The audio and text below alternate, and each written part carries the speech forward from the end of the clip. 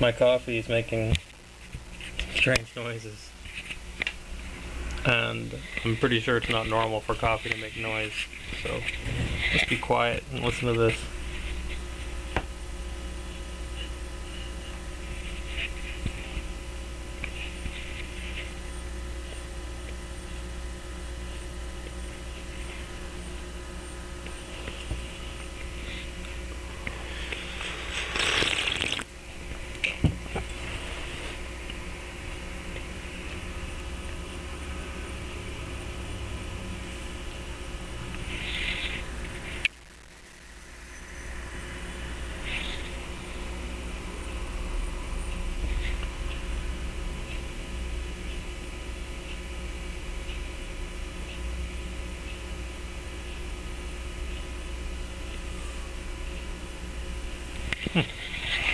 Yeah, I don't think coffee is supposed to make noise.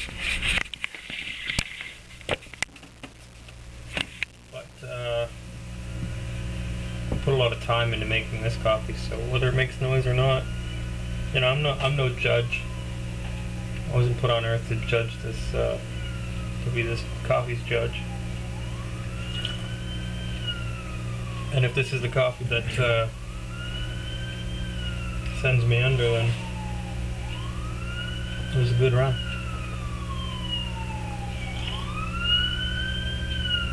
Still making noise.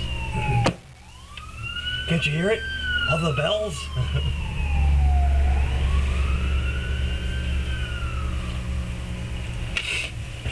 So, hello everyone and welcome to AJOB 29.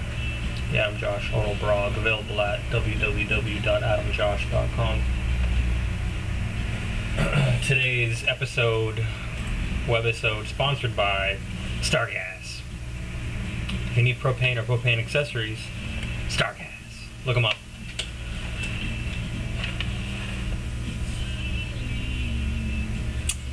Yep. Most interesting thing that's happened to me this morning was my coffee making noise. I'd show people around here, but you know, they already think I'm crazy. Why add to it? I know my coffee's making noise, and if the camera picked it up, then now you know it's making noise, so we don't have to tell other people. Oh, now it's stopping. It's kind of slowing down a bit. My guess is that there's a crack in here somewhere, and the heat is somehow making it make a noise. No idea. I'm not a professional coffee noise diagnostic. We left off on AJOB 28 last night, and I was going on for 45 minutes. Various things. And various and unrelated things. It was like a train wreck of thought. Today I'm looking at an email right now that was forwarded to me. Funny pictures.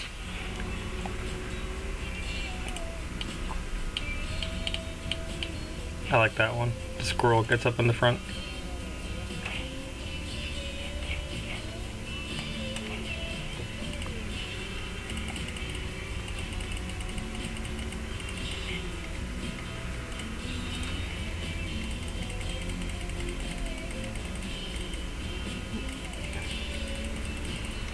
Oh, here comes a deer to have your flowers.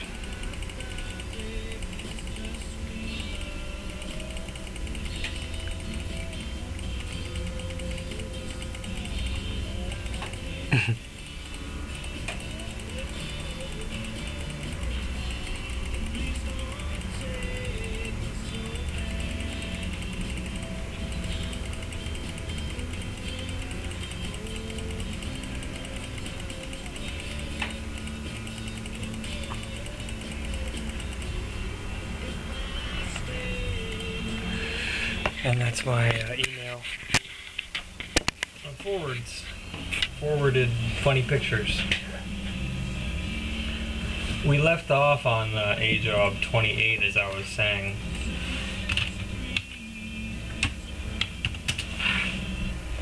And I know I was making a point. And then I realized I'd been talking for 45 minutes and stopped it. The good thing about recording,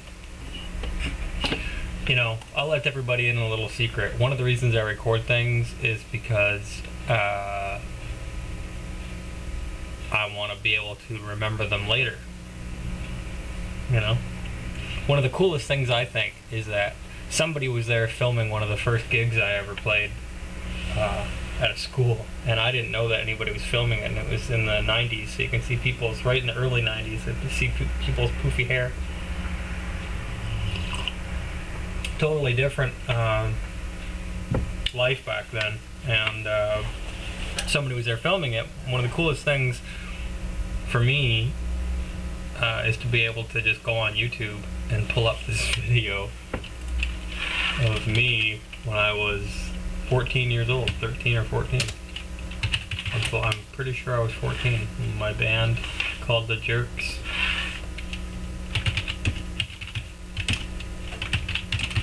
I'll do that right now. It's really bad. Like, we were horrible.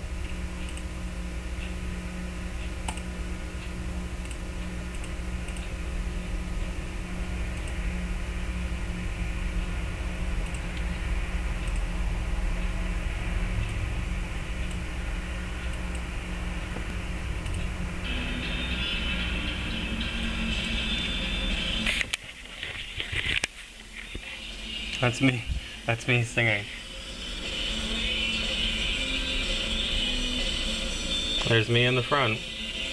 I'm about as big as the guitar.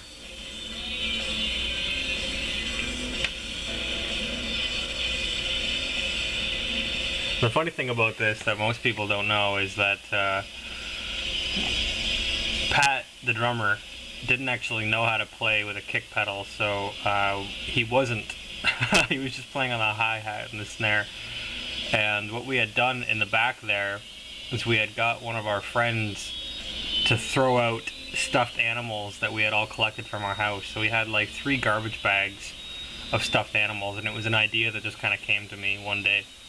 And the funny thing is that I probably threw out a lot of stuffed animals that day that I probably shouldn't have, because you know, some of them probably weren't mine. But we threw them into the audience, and we thought that was funny. Now there's a part in we played Lithium by Nirvana. Who wasn't playing Nirvana back in whenever this was, 97, I'm guessing. I don't know. It's really old. If it would play, it'd be better. But there's a part.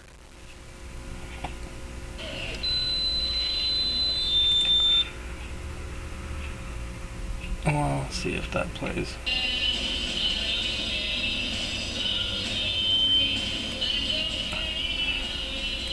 There's a part where two people throw stuffed animals at me sort of simultaneously.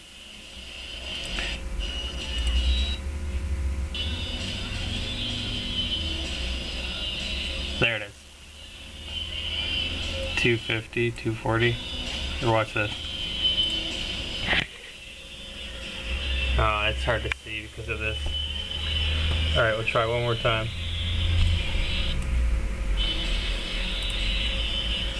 You kind of see them go up. My arms go up in the air there. And I'm sort of like, I remember what happened. They both kind of came at me, and I thought, well, you know. That's what I get. And I put my hands up in the air and thinking, come on, come on, come on, send them all out. Bring it on. Throw your stuffed animals at me. Man, I was 14 years old. I was wearing a work shirt. I don't know what sort of pants I was wearing. I probably had a really long chain on. And I was playing an imitation Fender Strat that my mom had bought me when I was, I think, 11. And we were horrible. Like, we were horrible. And I'm not much better now. But So one of the reasons I record is to be able to look back on it later and say, at least, you know, we were recording it. So where did I leave off on AJOB 28? Let's see. I was talking about HARP. Heat could literally split the room. And Tesla. Earthquakes. Yeah, we ended up talking about Tesla. And Tesla, you know, you can look up Tesla on the Wikipedia, on his Wikipedia page. But from my understanding of Tesla, he's a really an interesting character. One who he was plagued by like hallucinations or these images would come in his head, and he would see inventions and things so vividly that he thought they were already real, already invented. So then he would, you know, create these things thinking that he's just following the pattern that he had seen.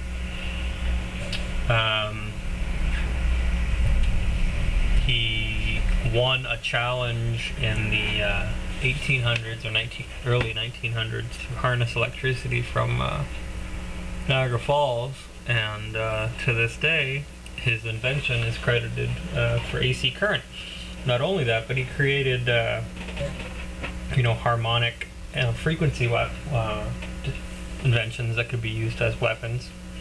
One of them called HARP. And HARP is all over. It's not just in Alaska.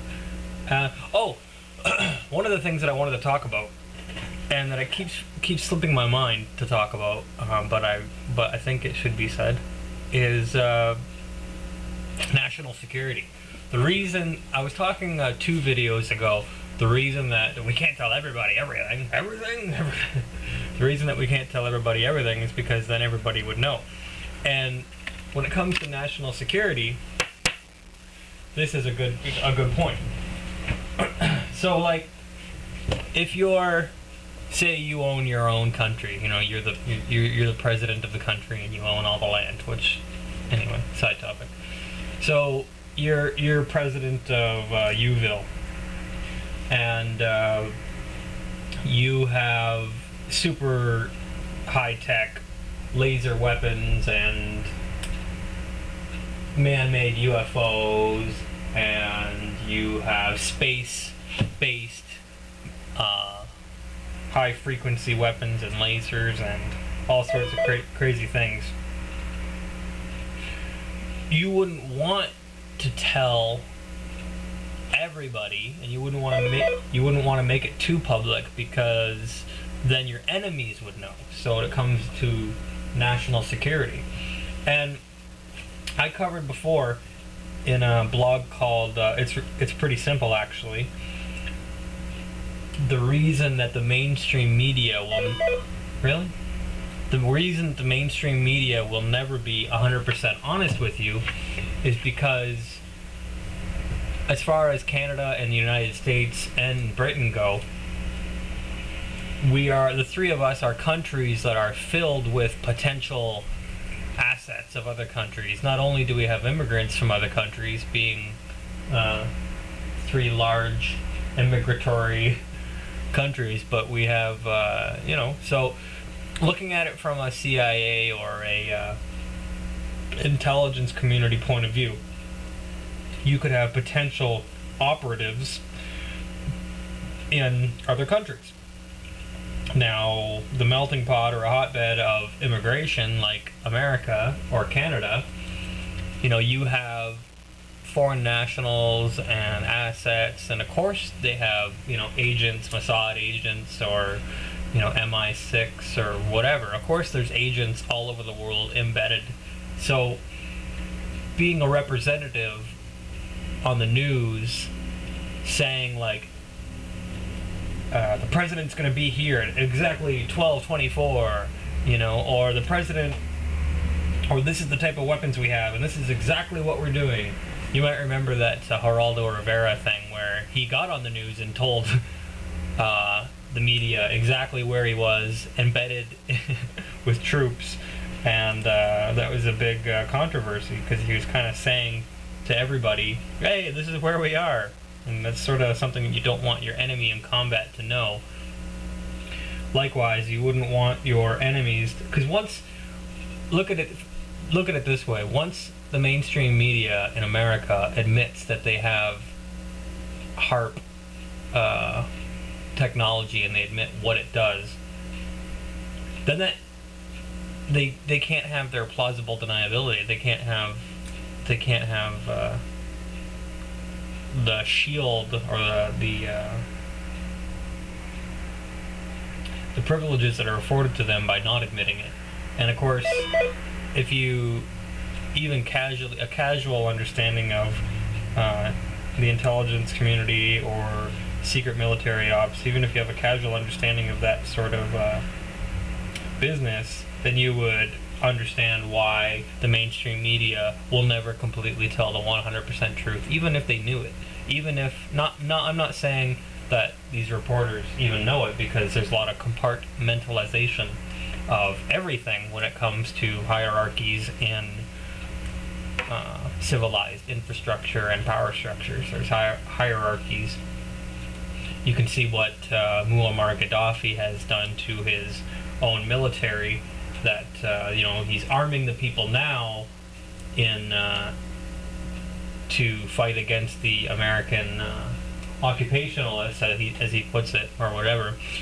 But beforehand, the average civilians weren't as equipped in the military. I saw rusted tanks and rusted planes and untrained military to American standards or Canadian standards or European standards.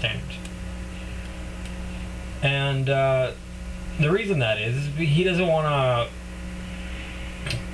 to be overthrown with a coup d'etat or a military overthrow by the same way that he got into power. He got into power by a military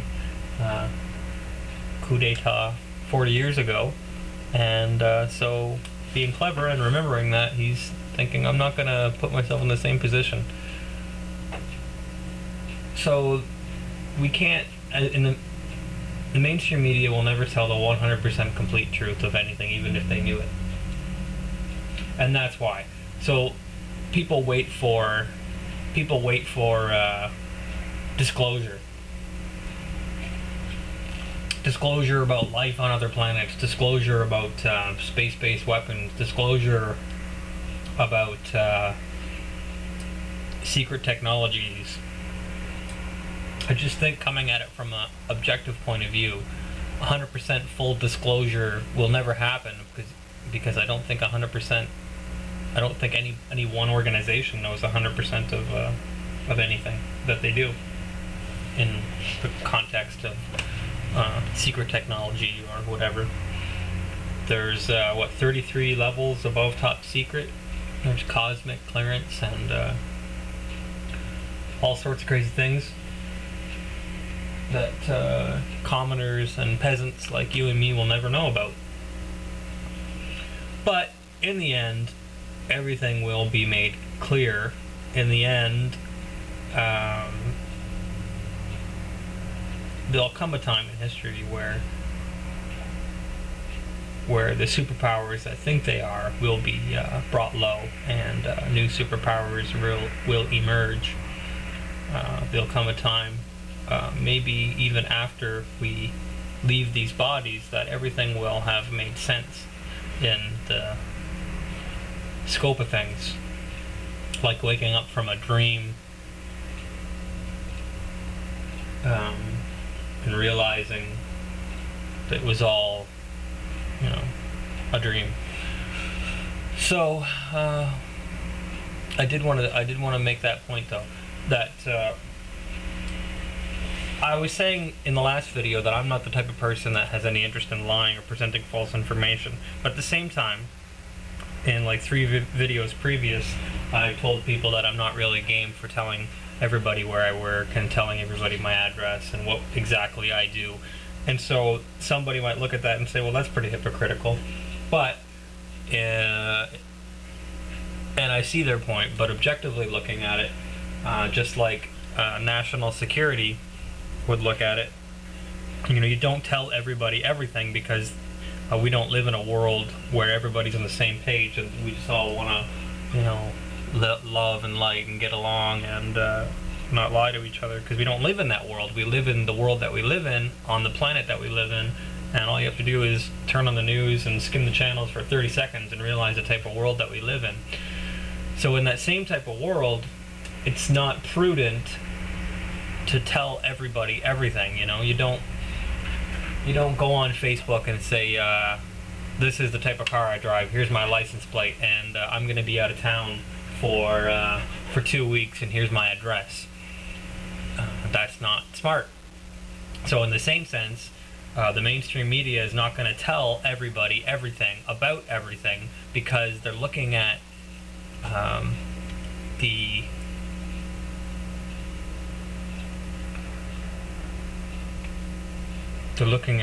was going to say public relations, but that's not really what I'm talking about. They're looking at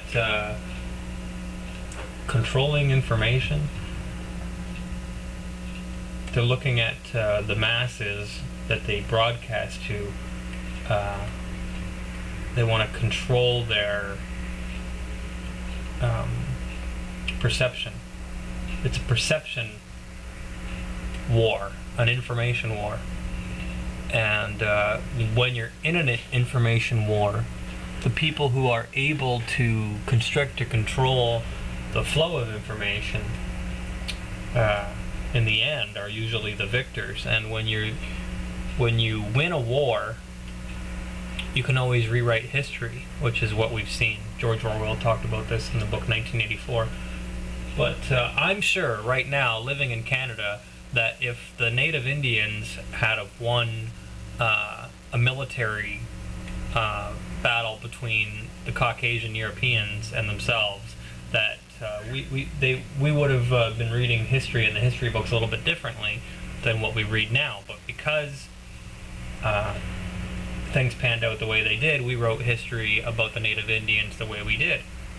So in that sense, you can see that winners write history. So that's my AJOB 28. I'm pretty sure a gigantic truck just pulled in, pulling some stuff for me in here. So I have to stop recording. So you take care of yourselves and tell your friends to get AJOB. Take it away, POD, the messenger.